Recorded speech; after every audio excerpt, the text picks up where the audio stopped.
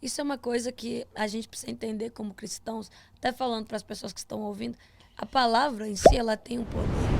Ela tem dois tipos de poderes. Ela tem o poder de abençoar e de amaldiçoar. A partir do momento que eu libero algo sobre o meu filho, sobre algo que veio de dentro de mim, o mundo espiritual já pegou. E aí é guerra. É guerra pro resto da vida. Eu tenho guerras em mim até hoje que eu sei que vem de berço, entende? E quando isso estava acontecendo ainda na minha vida, eu passei assim, 2 anos, 3 anos, 4 anos, com 5 anos de idade, foi que piorou as coisas assim. Porque o meu pai, então, ele já não era mais consagrado somente a evangelista. Ele estava virando um turno de pastor. E aí ele estava vivendo uma vida que era, tipo, ele viajava para os países e tal, e teve um problema na igreja. Que diziam que o que ele estava fazendo não vinha de Deus. Que era para ele parar de fazer teatro. Que era para ele parar. E ele falou assim, Deus, então eu renuncio ao meu ministério. Quando ele falou isso, pegou em quem? Em mim. Na criança. Minha mãe conta que eu estava chorando compulsivamente. Eu não parava de chorar. E eu chorei por horas, até meu pai entender. Meu pai olhou pra mim, caiu de joelho no chão. E você não sabia nem o porquê estava chorando? Não. Era como se viesse a dor que eu estava sentindo era a dor do Espírito Santo. Pela consequência que meu pai estava tomando naquele dia. E aí meu pai ajoelhou, pediu perdão. E eu voltei. Então a criança, ela acaba sendo o termômetro espiritual de dentro de casa, sabe? Isso as crianças que têm essa sensibilidade, esse dom. E eu fui muito assim. Eu conto na minha vida, eu tive um testemunho de depressão, de ansiedade muito forte, porque eu não entendia por que as coisas vinham para mim. Uhum. Eu não entendia por que eu era o alvo lá em casa. Isso já depois, aí um pouco mais velho, Isso ou ainda desde criança? os 6, 7, assim, minha mãe conta, meu pai conta, meus irmãos, eu me lembro de, principalmente, escrever cartas. Eu aprendi a escrever muito cedo e eu escrevia cartas para o mundo espiritual. Você era uma criança introspectiva ou era muito expansiva? Eu era os dois.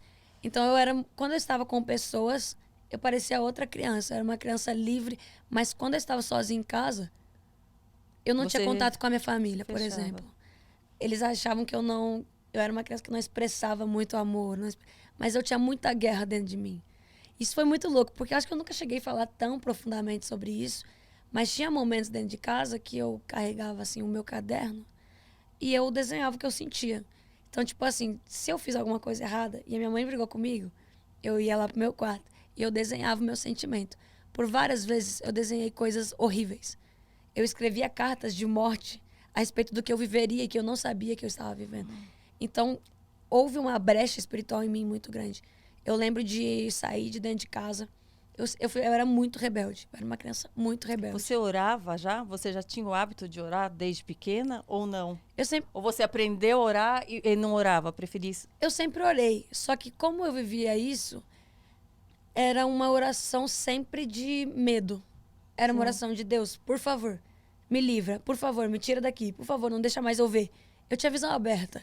Então eu via no meu quarto, eu via nas pessoas, eu via em outros lugares. Isso é muito estranho falar. Se as pessoas não estão acostumadas com isso, vão ficar malucas. Caraca, Isadora tem problema.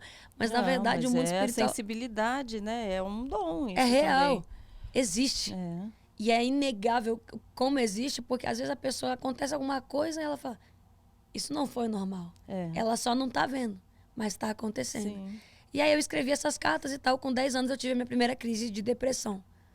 Que eu lembro que eu fui muito influenciada por uma cantora que eu gostava muito. E isso é muito sério de falar. As pessoas perguntam, o que eu devo ouvir? Sim.